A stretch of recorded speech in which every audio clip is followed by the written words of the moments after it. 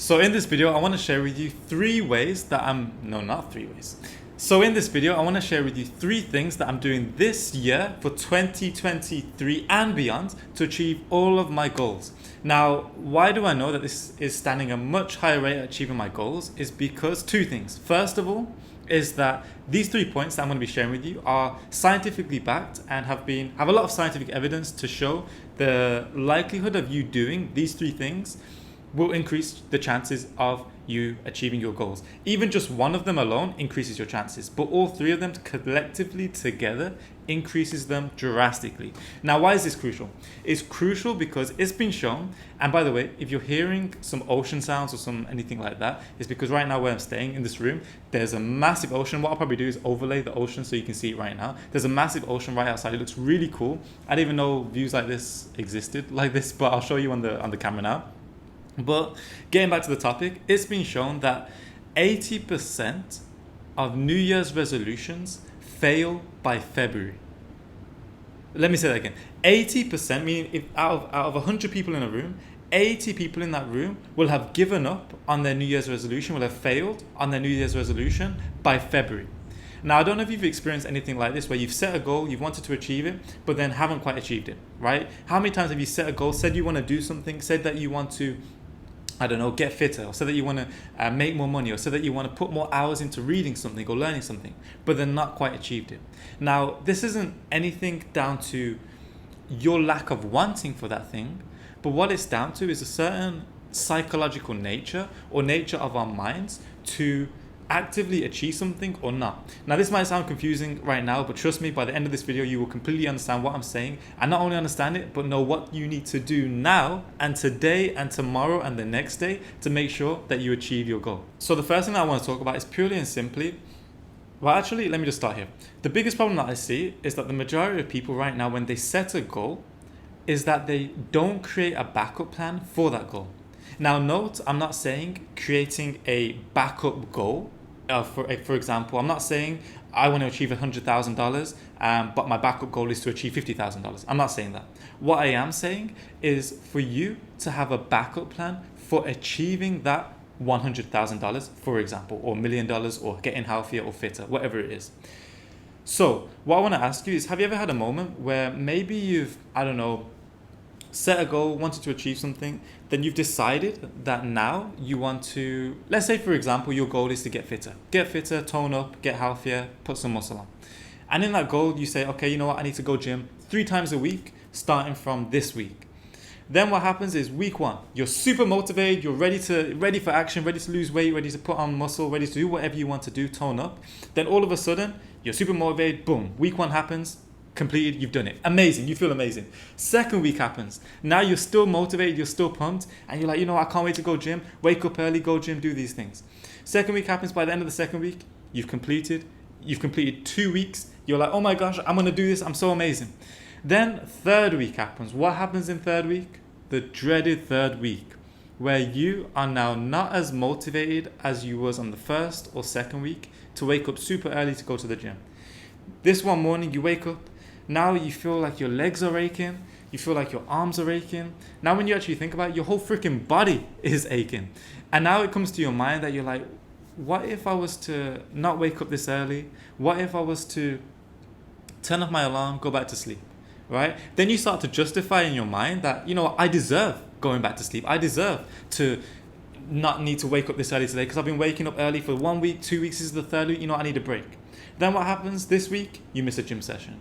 Next week, let's say you've got some motivation, but some random life situation that happens, it's life, things happen. Some random life situation happens, and now you miss another session. Now, in the first month, you've missed 2 sessions already. It may not sound like much, but have you ever been in a situation like this, where you've set a goal, you've known what you needed to achieve, but then you haven't quite done everything that you set out in your original plan, right? You went from wanting to go gym, 15 times in a month to then only going 10 times. Or you wanted to do a certain amount of things but didn't do it.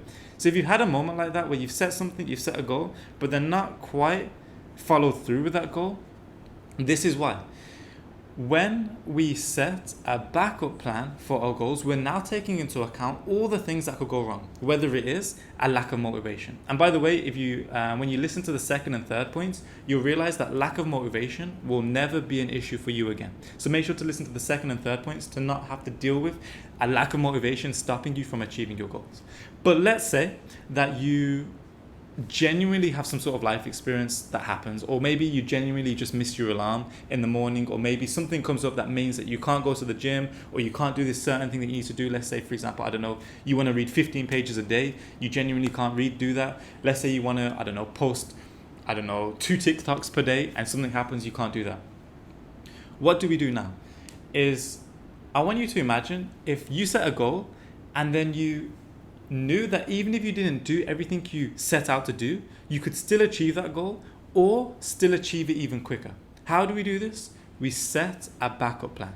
So for example, let's say your goal is to, post, let's say you want some social media goals and you want to post 3 posts per day on social media, whether it's a tweet, whether it's a Insta reel, whether it's a TikTok, whether it's a YouTube short, whatever it is. Let's say that you say, okay, 3 times per day, every single day. First day, you do 3 times. Second day, you do 3 times. Third day, you do 3 times. But now what happens is, what would you do if on 4th day, you don't post 3 times?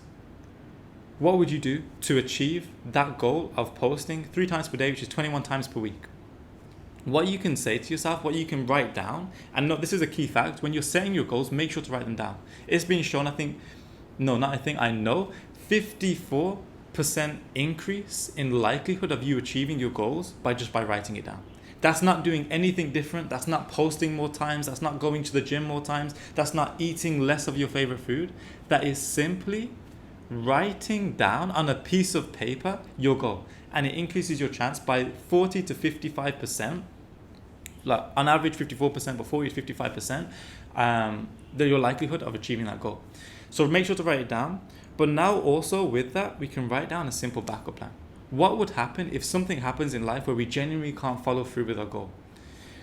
If that's the case, now one thing, you can put a backup plan of, if I can't post 3 times per day, maybe the next day I post 4 times. The next day I post 4 times, the next day I post 4 times. Or maybe it's a case whereby you're like, you know what, if I miss 3 times, the next day I'm going to post 7 times. Maybe if your goal was to go gym 3 times per week and you miss one session, is it a simple thing that you go in your lunch break now?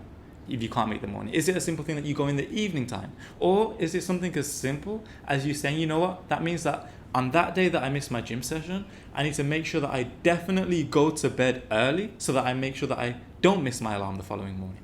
Whatever it is, I know that these might sound simple, like simple tweaks, but sometimes it's the simple things that make a massive difference. And sometimes it's the simple things that we overlook, which turn us from missing 1 session at the gym, missing another session, eating some birthday cake at our work, right? Our colleague has a birthday, we eat some birthday cake. But this simple thing of accounting for, you know what, even if I was to eat that birthday cake, tomorrow it just means that I lose this thing that I was going to have for breakfast, or I don't have this particular treat at lunch. You know what I mean? So when we account for it, now it's a case where life happens, situations happen. Naturally it's going to happen. We get to that situation where we don't eat something, or we do something less that we wanted to, or we don't post as many times, or we don't do whatever we wanted to do, but we have accounted for that situation so that we know that, okay, if this happens, I know exactly what I need to do to still achieve that goal. So that's the first thing, is making sure that you create some sort of backup plan and write it down. Write down this backup plan so that you're not living life, waking up early, feeling like, oh my gosh, so busy, haven't seen my friends in so long, my loved ones feel like I'm not spending enough time with them, in the middle of the week I've got this much work, and then you're bombarded with all these things that you're overwhelmed with how to react to the situation. So make sure to create a backup plan.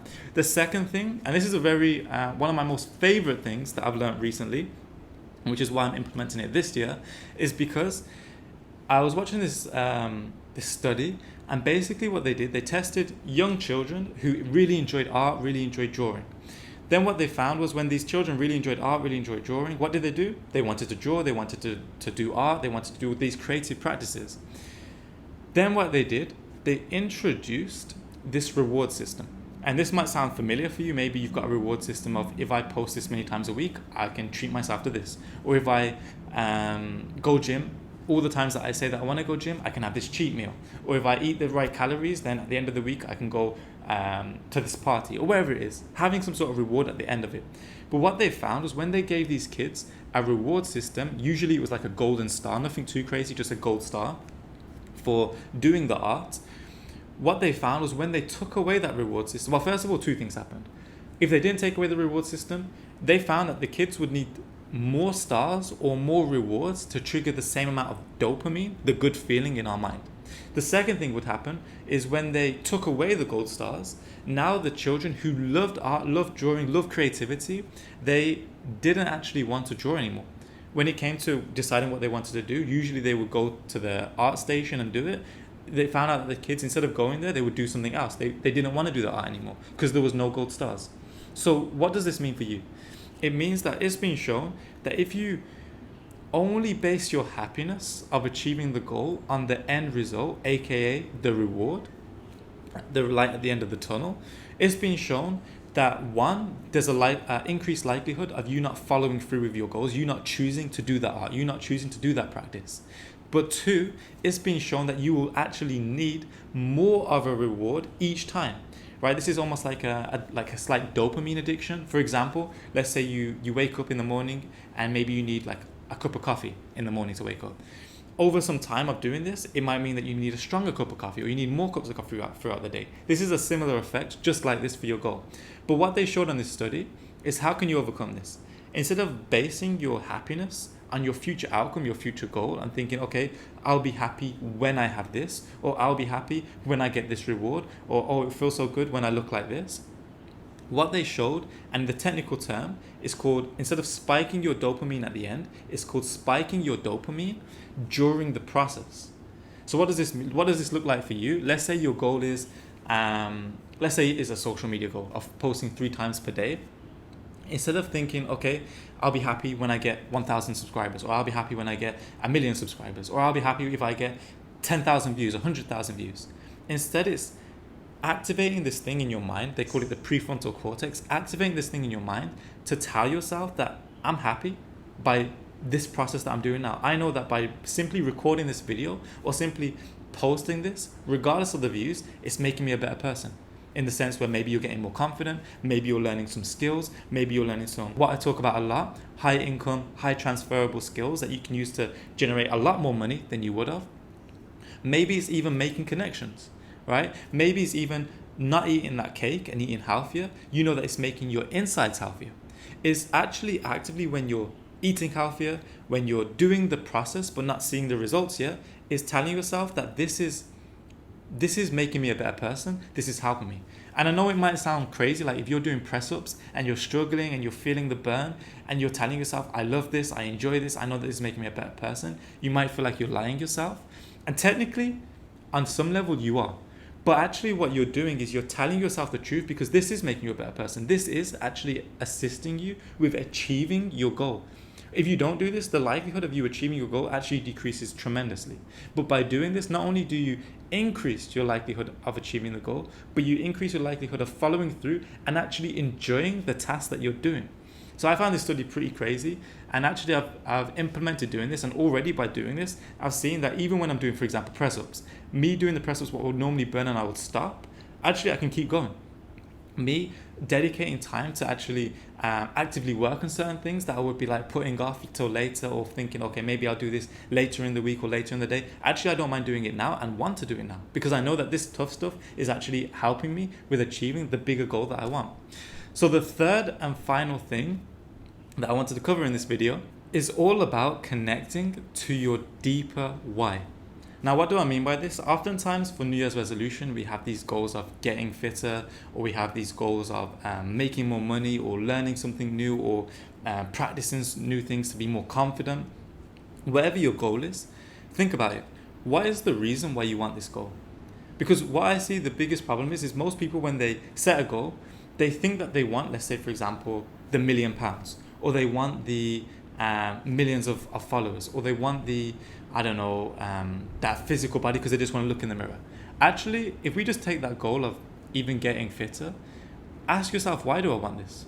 You might say, because I want to be healthier. But why do you want to be healthier? because, I just want to feel better and have more energy. Why do you want more energy? So that I can wake up earlier and not fall asleep so early in the night, not straight after dinner fall asleep. But why? So that I can, maybe you say, so that I can spend more time with my family, have more time to hang around with my friends, have more time to really get to know, if you've got children, your children, spend more time with more quality time with them. Now do you see, by asking yourself why multiple times, you're getting so much closer to the deeper reason why you're doing this. Then when it comes to waking up early in the morning for, let's say, to go to the gym, or let's say to do a certain practice or to read a certain book, now instead of you thinking, oh, I can wake up early, I'm so tired, now if I wake up early I've got to read this book. Now it's not reading the book. Now you know that waking up early is allowing you to achieve that deeper reason, right? Going to the gym early in the morning is not just going to the gym, lifting weights, going on the treadmill. It's the reason, it's the ability for you to be able to spend more time with your children, spend more time with your family, actually achieve that deeper thing that you want. And I don't know if you see this, but do you see how much more connected to not only yourself, but the reason why you're doing this, how it can actually help you with sticking through, following through with your goals.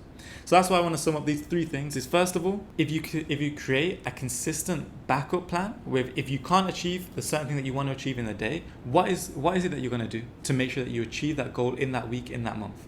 Second of all is, when you don't spike your dopamine just by the end result, but spike your dopamine throughout the process, now it opens up a new possibility of not only achieving your goal quicker, but actually enjoying going to the gym, actually enjoying making those sales calls, actually enjoying making those videos, posting those videos, actually enjoying writing that blog, writing your book, right? Enjoying the whole process. And the third and final thing, which is the most important thing, is connecting to your deeper why. Otherwise, you'll get swept away with excuses, with lack of motivation, with reasons and life situations that can come up that can stop you from doing the actions every single day or every single week that you need to do to achieve your goal. So I trust that this video helped you. This is what I'm doing for 2023 and 2024 and 2025 and beyond to make sure that I achieve all my goals that have been scientifically proven to show that your likelihood of achieving your goals increase drastically. So let me know in the comments when you do this, that by the end of February that you're still on track for your goals. Other than that, enjoy this video over here that YouTube is recommending for you, and I will see you in the next video.